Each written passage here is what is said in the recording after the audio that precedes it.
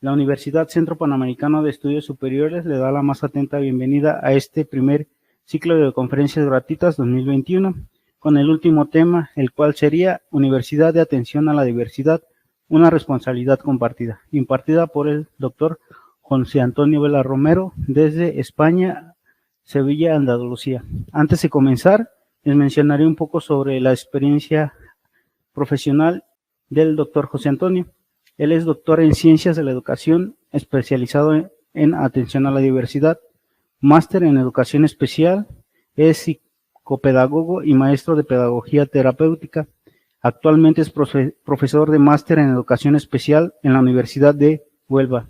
Es asesor para la atención a la diversidad aquí en UNICEPES, Universidad Centro Panamericano de Estudios Superiores, y es docente funcionario de carrera, desempeña funciones de maestro de Educación Especial para la Administración Andaluza en España. Gracias a ti, José. Bueno, para empezar y para entender un poco de cuál es la cuestión que estamos abordando, porque claro, atención a la diversidad es un aspecto tan global que implica tantas cosas, que primero vamos a hacer una aproximación conceptual, porque ya solamente con la diferencia de todas las personas que nos encontramos en esta sala, la conceptualización de lo que es atender a la diversidad y lo que serían necesidades especiales ya es distinta. Por lo cual vamos a hacer una pequeña aproximación antes de entrar en materia. Para comenzar, algo muy básico, diferenciar, porque a lo largo de la historia los conceptos que han hecho referencia a las personas que son distintas han evolucionado mucho desde básicamente su consideración en los principios, en Grecia, en Atenas, como personas que básicamente como casi que estaban poseídas, que eran personas que no merecían ningún trato distintivo, hasta básicamente la evolución por los asilos asistenciales, hasta llegar a un poco hasta la actualidad, que se considera su educabilidad con el resto de las personas. Tenemos el primer concepto, que estaríamos hablando de la deficiencia. La deficiencia sería la consecuencia, una consecuencia que es permanente, de una pérdida, ya sea física, sensorial o psíquica, que implica después lo que sería la discapacidad. Esa deficiencia, por ejemplo, es la ceguera. La ceguera sería la deficiencia, o la pérdida, por ejemplo, de un miembro, o una hemiplegia, es decir, la falta de movilidad de una parte de nuestro cuerpo. Después tendríamos lo que sería la discapacidad, que sería la alteración de las funciones o de las estructuras que es consecuencia de esa deficiencia. Es decir, yo tengo ceguera, no veo, como consecuencia tengo una limitación de la visión. O, por poner otro ejemplo, yo tengo un problema porque me desplazo en silla de ruedas, es decir, tengo una deficiencia física, y después esa deficiencia física deriva en una discapacidad, una pérdida de capacidad de mis posibilidades o de mis capacidades motrices. Y por último, tenemos un término que se ha usado también mucho en el habla hispana, que es la minusvalía, que es la situación desventajosa, o al menos se consideraba la situación desventajosa, provocada por la deficiencia o la discapacidad. Es decir, como yo no me puedo desplazar, por ejemplo, de forma normal porque estoy en silla de ruedas, ¿sí? Y tengo que utilizar una rampa especial, o en un edificio que no la tenga, que también no lo podemos encontrar, sigue habiendo muchas barreras físicas. Esto implica lo que se consideraba una minusvalía, pero este término ya está en desuso. ¿Por qué? Porque etimológicamente podemos considerar minusválido, menos valor, a las personas que presentan una limitación de su funcionalidad. ¿Qué ocurre?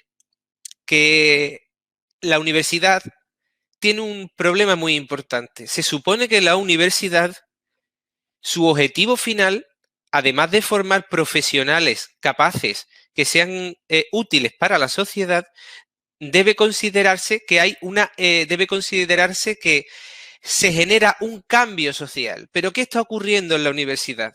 Ya sea por diferentes cuestiones, como por ejemplo las exigencias al nivel de publicación que se requieren a las universidades, además de otras variables, hay un cisma, hay una separación entre lo que sería la evolución conceptual científica y la conciencia y el conocimiento social. De hecho, si yo voy por las calles de mi localidad o cualquiera en las suyas, en las vuestras, nos podemos encontrar que las personas tienen diferentes formas de definir o de referirse a una persona que tiene una limitación funcional. En este caso, yo, por ejemplo, yo hablo de una limitación funcional. Hay términos mucho más peyorativos. Retrasados, discapacitados, se suele utilizar mucho. Es decir, la evolución conceptual científica de la universidad y la conciencia social se han ido separando. ¿Qué tenemos que hacer nosotros? Como uno de los objetivos fundamentales, tenemos que volver a unir ese camino. Tenemos que intentar generar investigación que sea o genere un beneficio social y además que la terminología, la forma de definir a estas personas vaya evolucionando, no solo se quede en el ámbito universitario. Yo me he referido a diversidad funcional. ¿Qué es la diversidad funcional? Pues es un término muy interesante. ¿Por qué? Lo podemos definir literalmente como la diferencia de funcionamiento de una persona al realizar las tareas habituales, despertarse, leer, caminar, bañarse, de manera diferente a la mayoría de la población. ¿Y por qué este concepto es tan interesante? Pues porque la mayoría de términos han sido establecidos por los expertos para referirse a las personas que tenían alguna limitación a lo largo de la historia. Pero, ¿por qué este término es diferente? Pues es diferente porque nace de la reflexión de las propias personas que presentan algún tipo de limitación. Es decir, la diversidad funcional nace, como lo podemos observar aquí, en el Foro de Vida Independiente. Un foro de personas con limitaciones funcionales, lo que se ha conocido personas con discapacidad, que se reunieron y empezaron a debatir sobre su propia condición. Y de este debate nació la diversidad funcional. Ya no solo a nivel de habla hispana, sino a nivel mundial, es un término que se sigue desarrollando y se sigue intentando implantar. Es por eso, de ahí requiere su importancia. Muchas veces se le da concepto, se le da denominación, se le da respuesta sin tener en cuenta a la persona que tiene esa limitación, esa diversidad funcional. Y es importante que las personas que tienen la necesidad sean también parte de la respuesta, porque así la respuesta será mucho más adecuada. Como podemos ver, hemos visto que ha habido una evolución terminológica que nos ha llevado desde las consideraciones de deficiencia, minusvalía y discapacidad hasta evolucionar a la diversidad funcional.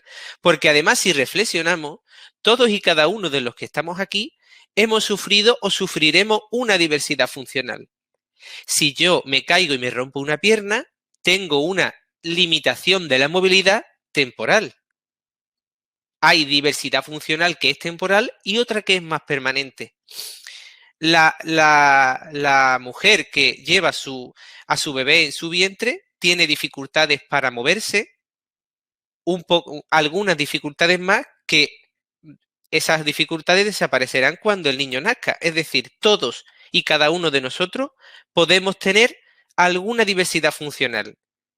Es otra de las grandes virtudes de este concepto, que no dice que esas son las personas con discapacidad, ni esos son los minusválidos. Dice, todos tenemos diversidad funcional, todos somos más capaces en algunos aspectos que en otros. Para la respuesta a esta diversidad ha habido y sigue habiendo que es lo paradójico, consideramos que hemos evolucionado mucho a nivel social en muchos países, en Chile, en México, en España, en muchos países se ha evolucionado en el trato hacia estas personas con diversidad funcional. Pero creemos que todos nos encontramos ya en el momento de la inclusión en las escuelas, que después analizaremos un poco ese término, pero no es así. Resulta que hay una enorme variabilidad de situaciones que se dan en los diferentes contextos. Primero tenemos la segregación, que así es como se comenzó. Intervención independiente en aulas o centros independientes que no forman parte de la red global de respuesta o de educación a estas personas. Después saltamos y llegamos a lo que sería la integración, es decir, la mayoría de instituciones especiales se eliminaron, no todas, porque siempre hay personas cuyo nivel de necesidad implica una serie de recursos que por funcionalidad se concentran en un sitio y siguen existiendo, pero en la mayoría de los casos nos encontramos ya con una cierta integración de la respuesta de las personas o de los alumnos que presentan necesidades especiales o que presentan dentro de esa diversidad funcional. A un día de hoy hay muchos centros educativos e instituciones en los que existe solamente una integración, no una inclusión. Pero ¿qué implica la inclusión? ¿De acuerdo? La inclusión implica ya una respuesta global. ¿Y esto qué significa? Significa que no están las personas o los alumnos en la institución y la institución en un aspecto concreto se le da respuesta, sino que dice la institución, estas personas son parte de la institución y como parte de la institución se merecen la misma respuesta que el resto. Y además deben convivir en el resto, porque esto tiene una implicación a muchos niveles. Si las personas están integradas, más bien están incluidas, estamos transmitiendo, primero, que todos somos iguales, aunque diferentes, y que merecemos la misma respuesta educativa, la misma atención. Pero además estamos transmitiendo a las generaciones que esas personas ya no son esas personas, sino que son parte de un todo, que son parte de nosotros. De ahí, ese es el punto más importante y donde radica la importancia de la inclusión.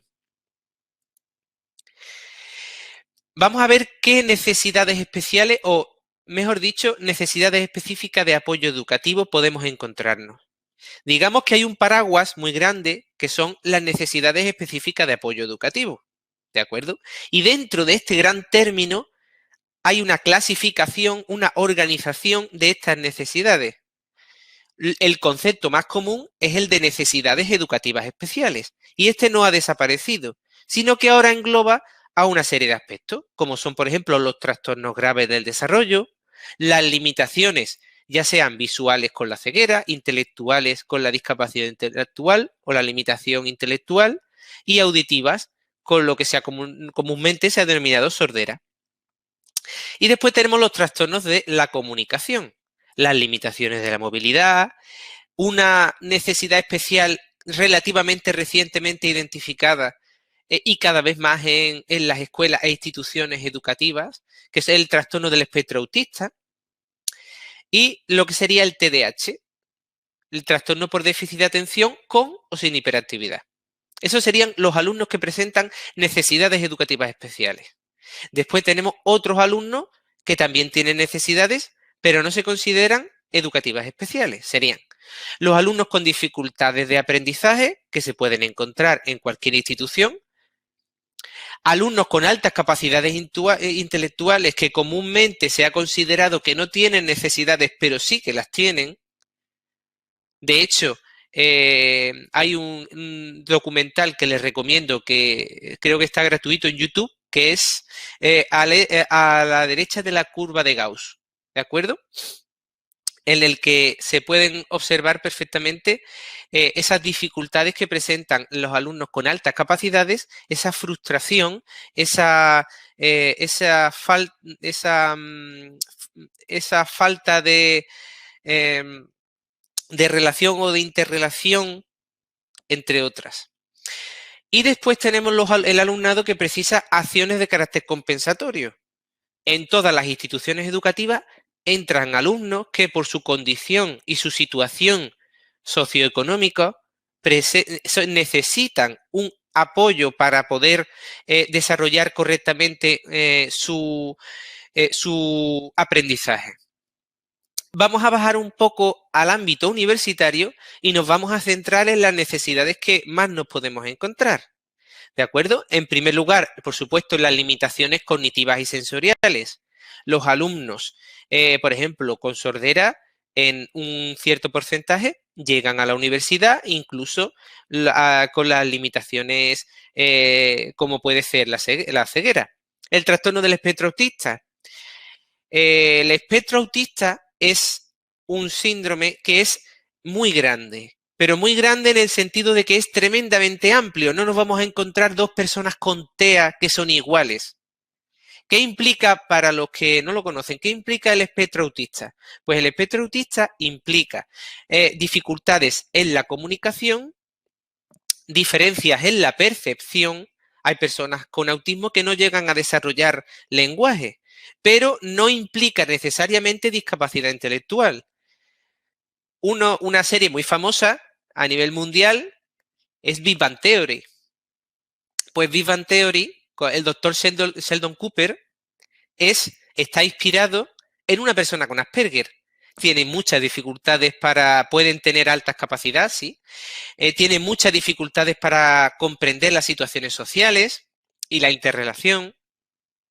Y este tipo de personas también tienen sus necesidades especiales y llegan al ámbito universitario. Y las personas con trastornos por déficit de atención, con hiperactividad o sin ella, o TDAH, en este caso, estas personas, los tres síntomas del TDAH suelen ser falta de atención, hipersinesia o hiperactividad y impulsividad. Normalmente, en la etapa universitaria, alguno de esos síntomas, normalmente 2 de los 3, se han aminorado y solo suele permanecer uno. Y por último, las altas capacidades. Nos podemos encontrar alumnos en la universidad con altas capacidades, que es necesario que se les reconduzca para optimizar y para evitar situaciones incluso de abandono de la carrera universitaria.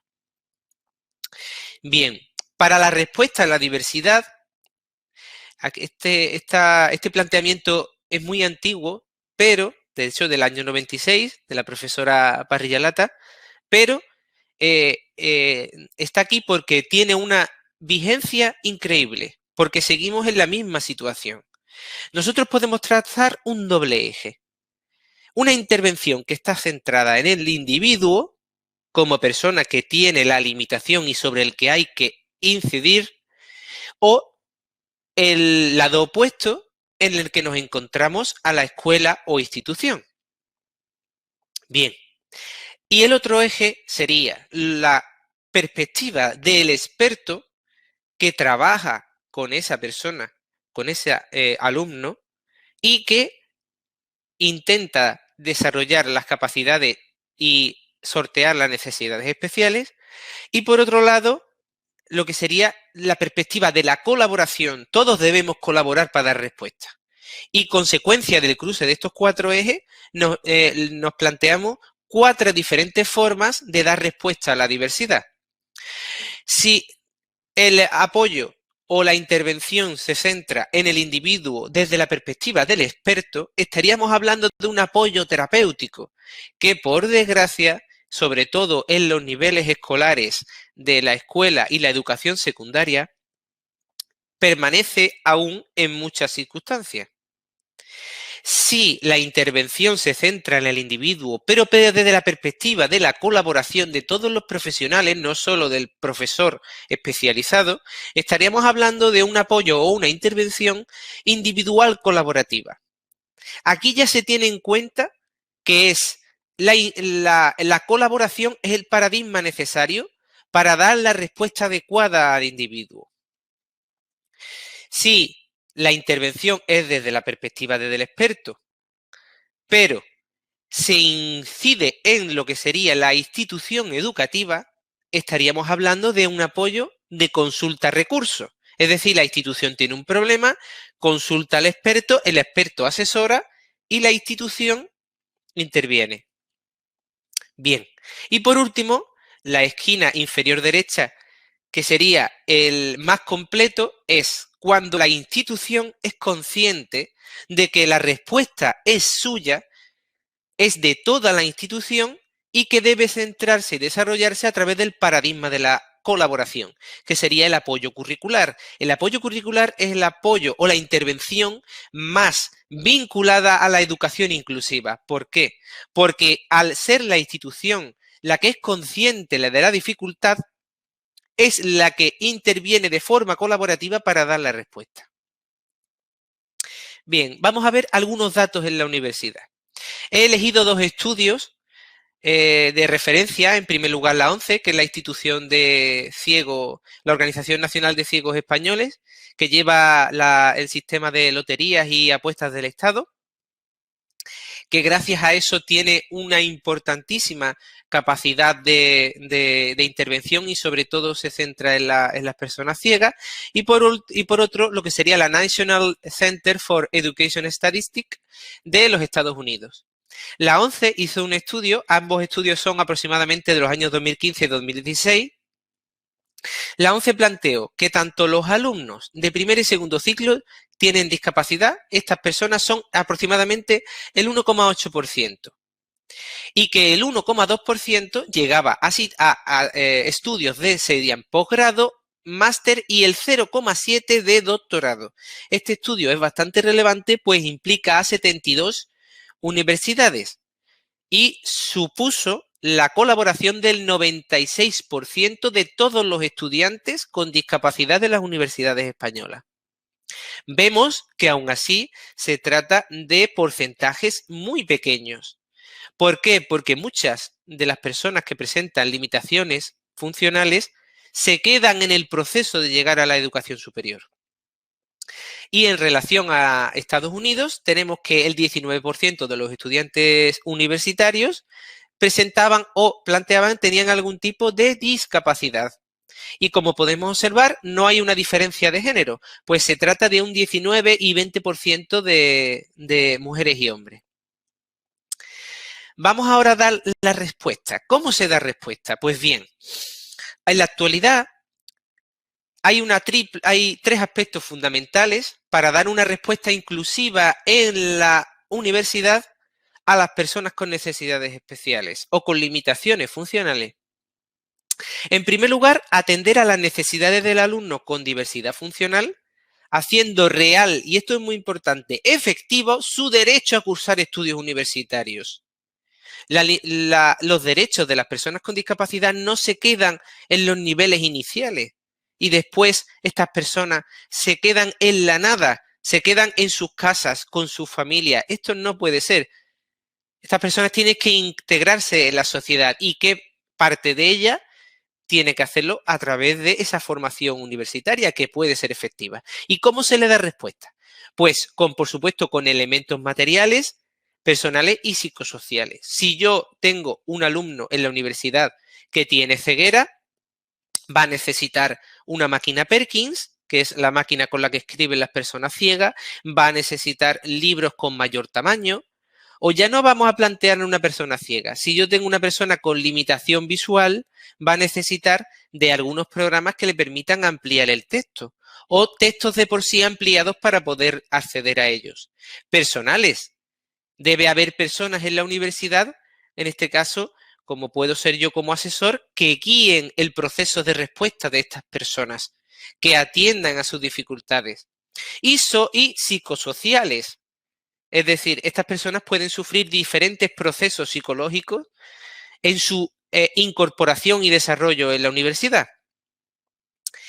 En segundo lugar, tenemos que fomentar una imagen positiva de la institución y del trabajo de sensibilización con el resto de la sociedad. Es decir, la institución y todos sus miembros deben ser conscientes de que esas personas forman parte de la institución. Pero es que además la sociedad va a aprender que estas personas no se quedan en la discapacidad, en la minusvalía, sino que estas personas forman parte de la sociedad y que se encuentran incluso en los estadios de aprendizaje del ámbito universitario. Y por último, sería el fomento de las redes formales mediante la coordinación y el trabajo conjunto. Es decir, debe haber una interrelación entre la escuela, la institución de educación secundaria y la universidad. ¿Para qué? Para que se vaya guiando a estas personas que se considera que tienen capacidad y que son con algunas adaptaciones son capaces de desarrollar una formación universitaria adecuada. En la presentación les dejaré un pequeño link en el que se puede acceder dentro de la Fundación Universia a todos los servicios de atención a las personas con limitaciones funcionales de todas las universidades españolas, para que vean más o menos las diferentes perspectivas. Pero lo que yo le ofrezco aquí a ustedes son las principales vías de intervención. Pero en realidad, ¿cómo se da respuesta en el ámbito universitario? Vamos a bajar un escalón más, algo más práctico, algo más cercano. Bien, por lo que se suele atender normalmente en la universidad suelen ser a personas con limitación de la movilidad, discapacidad motora, para que entendamos, limitaciones visuales como suelen ser las cegueras o auditivas también, que pueden requerir audiodescripción, pueden requerir lengua de signos y de alguna forma cada vez más las necesidades de las personas con TEA o trastorno del espectro autista, de las personas TDAH, que normalmente estaban invisibilizadas, pues no es algo tan visible y tan tangible como puede ser la ceguera, o las personas con trastornos de lenguaje o altas capacidades. Bien, lo ideal, ¿de acuerdo? Lo que se está empezando a desarrollar en muchas universidades es lo que sería el diseño universal para el aprendizaje. Si hacemos un poco de recapitulación, hemos visto que siguiendo el ejemplo de una persona con ceguera, la persona con ceguera va a necesitar una máquina Perkins, va a necesitar libros adaptados en braille, va a necesitar el asesoramiento de una persona que la vaya guiando, que le ayude a generar el mapa mental del campus, si estamos hablando de una docencia física, para que sepa desplazarse por la institución. Va a necesitar también que las asignaturas tengan ese material adaptado para que esa persona pueda acceder. En ocasiones también va a necesitar un poco de flexibilidad en los tiempos para la respuesta ante las diferentes necesidades que pueda encontrarse. Esto sería la intervención. Si nos volvemos un poco al planteamiento, sería un planteamiento de colaboración institucional dentro de la propia institución, de colaboración, pero también desde la perspectiva un poco del experto. Pero, ¿qué ocurre si intentamos que el concepto de diversidad funcional, que sería la conceptualización de esas personas, esas limitaciones funcionales que todos podemos tener, se lleven al terreno de la respuesta? Es decir, la diversidad funcional sería el concepto. Las personas, todos somos distintos, todos podemos tener algún tipo de dificultad. Si lo llevamos al terreno de la respuesta educativa, ¿qué ocurre? Que tenemos la perspectiva que hemos descrito anteriormente, en la que tenemos una serie de servicios que ponemos a disposición de las personas para que su integración en la institución sea más adecuada, pero siempre lo estamos haciendo desde la perspectiva de que la persona es la que tiene el problema. Pero ¿qué ocurriría si de repente queremos construir una universidad que dé respuesta a todas las personas, que englobe a toda la diversidad sin necesidad de una respuesta concreta y centrada en sus dificultades? Pues que nace lo que se llama el diseño universal para el aprendizaje. Hay diferentes corrientes, ¿de acuerdo? O paradigmas de este diseño universal. Pero ¿de dónde nace esta conceptualización del diseño universal? Pues nace de la siguiente manera. En el terreno arquitectónico, no sé si tendremos algún experto en esta temática entre nosotros, pues se crea lo que se llama la accesibilidad universal. Se considera que todos los edificios deben ser accesibles, que se pueden construir edificios de base que no necesiten de repente una adaptación, una obra, porque no hay posibilidad de que, por ejemplo, la persona que va en silla de rueda entre, y deciden generar un estándar de accesibilidad para todos los edificios. Y de repente, como la ciencia de alguna forma están conectadas, hay casi por osmosis, esta conceptualización de accesibilidad universal se va extendiendo a otras ciencias. Y de aquí nace lo que se llama el diseño universal para el aprendizaje. Tenemos tres principales teorías. En primer lugar, el propio diseño universal para el aprendizaje o DUA, que es la perspectiva que vamos a arrastrar a continuación conforme vayamos avanzando, porque es la más extendida y la que está teniendo más calado, tanto en el ámbito de la escuela como en el ámbito de la universidad. ¿De acuerdo? Esta fue descrita por el Center of Applied Special Technologies, ¿de acuerdo? Y aborda el problema del currículum, un currículum inflexible que siempre presenta barreras y que no es accesible a la mayoría. En segundo lugar, tenemos lo que se llama el diseño institucional universal, o DIU, que plantea aplicar los principios del diseño universal arquitectónico en el ámbito pedagógico. Y por último, el diseño universal para la instrucción de Scott McGray y Shaw, que propone la aplicación de 7 principios del diseño universal originales desde la perspectiva arquitectónica y centrados en las comunidades de aprendizaje y el clima, en crear comunidad de aprendizaje y clima educativo instruccional. ¿Qué son comunidades de aprendizaje? No es simplemente un término bonito que se utilice, sino que las comunidades de aprendizaje tienen una forma de trabajar particular que implica aspectos como son las tertulias dialógicas y los grupos interactivos. Bien, pues en la temática dominante, la perspectiva fundamental que se está siguiendo es el diseño universal para el aprendizaje o el DUA. Bien, ¿por qué es tan importante este diseño universal para el aprendizaje?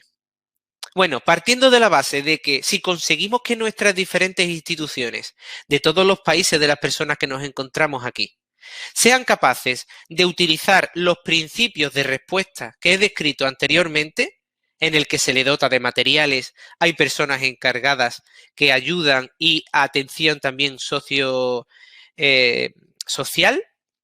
ya estaríamos dando un gran paso de gigante.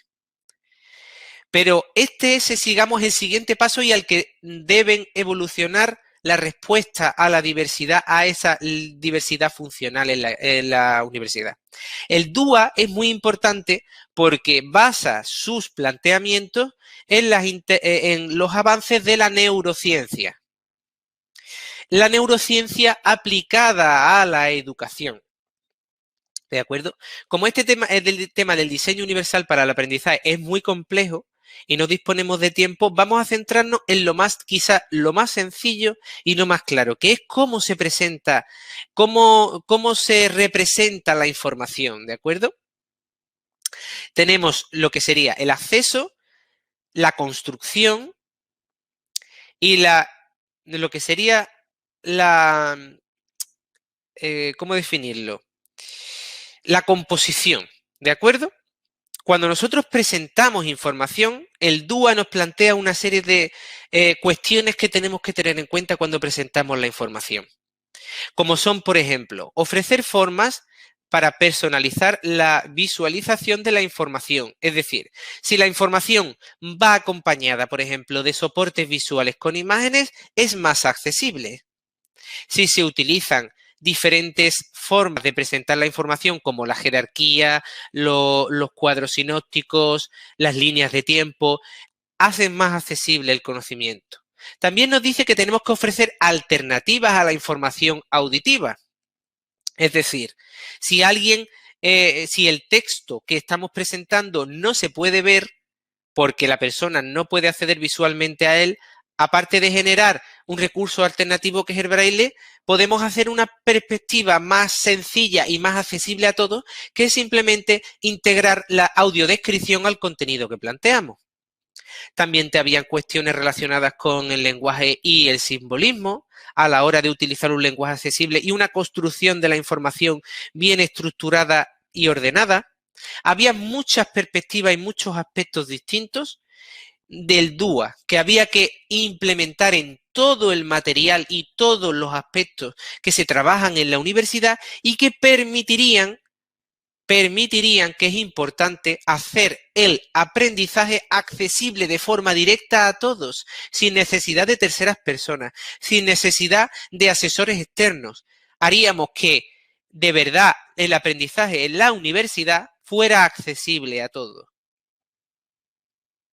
Para poner un ejemplo sencillo y directo, cuando hablamos, por ejemplo, de la audiodescripción de los textos, podríamos pensar, oh, eso es un aspecto muy complejo, yo no lo voy a saber hacer, en mi asignatura hay muchísima parte teórica y soy incapaz. Bueno, pues existen herramientas muy sencillas que gracias a la tecnología nos están permitiendo hacer y generar una universidad más accesible. Por ejemplo, vamos a imaginar que yo tengo un texto sobre una temática, cualquiera, no importa. ¿Cómo consigo yo que ese texto se incorpore el audio? ¿De acuerdo? Permitiendo a personas con limitaciones visuales acceder a él. O simplemente, para todo es más cómodo incluso leer que escuchar. Nuestras múltiples capacidades metacognitivas nos dicen que podemos acceder a la información de diferentes vías y además es más accesible. Pues bien, tenemos varias opciones. Tenemos una página tan sencilla como Box.me en la que nosotros pegamos el texto y se genera un archivo MP3 con todo el texto audio descrito, bueno, más que audio descrito, transcrito auditivamente y que podemos descargar. Utiliza sintetizadores de voz muy sencillos, tipo Loquendo, el más común y más famoso. También tenemos otra opción, por ejemplo, como son webs como 123 Apps. En esta web nosotros, si queremos personalizar esto, porque siempre la voz humana es más cercana, pues nosotros podemos grabar el texto con nuestra propia voz y subiendo la grabación que hemos hecho, convirtiéndola con otra página web como es Audio Converter, y podemos adjuntarla a nuestro material, el que se está trabajando en las aulas, podemos subirlo a Drive, ¿de acuerdo? En nuestra nube y vincular un link de nuestro material para que esa audiodescripción esté integrada. Esto es solo un pequeño ejemplo. Y además es un trabajo arduo, no nos vamos a engañar, es un trabajo importante. Pero que en el momento en el que diseñar bajo los principios del DUA se vuelve generalizado, ya no tenemos que hacer ese esfuerzo. Y además estamos consiguiendo que nuestra institución, nuestra universidad, sea accesible a todas las personas. Como he dicho, lo importante ya no es solo que se utilice el DUA. Si el momento evolutivo de nuestra universidad se encuentra aún en la fase de dotar a la persona de recursos físicos, personales y sociales, no importa, porque ya estaríamos empezando esa transformación que necesitan muchas instituciones universitarias para ser accesibles. Es decir, la perspectiva actual y a la que se está evolucionando, la perspectiva actual, como he dicho, es los recursos para respuesta al alumnado. Y la perspectiva del futuro es generar un conocimiento universitario accesible a todas las personas. Y para finalizar, me gustaría comentarles una frase que en realidad es una adaptación de una frase de Henry Ford. Henry Ford decía, el famoso constructor de coches, decía que el verdadero progreso es hacer la tecnología accesible a todas las personas. De hecho, le salió bien. Construyó una de las mayores marcas de coche del mundo. Por hacerlos accesibles, si todas las personas pueden comprar, todas las personas pueden, pues esto puede mejorar. Y yo planteo que el verdadero progreso es poner la educación al alcance de todos. Ese porcentaje de personas que se quedan en los niveles inferiores y que no puede acceder a la educación superior son alumnos que van a enriquecer y que van, en fin y al cabo, a mejorar nuestra institución. Nos van a hacer más humanos y más conscientes de la función de evolución, de cambio, el motor de cambio que supone la universidad para la sociedad y que nunca debe perder ese principio. Y nada más, muchas gracias y espero que les haya gustado. A nombre de la Universidad Centro Panamericano de Estudios Superiores, le agradecemos su participación en este ciclo de conferencias con este excelente tema que nos presentó el día de hoy. También le agradecemos por las asesorías que nos brinda ONICEPES como institución inclusiva. Y muchas gracias a todos.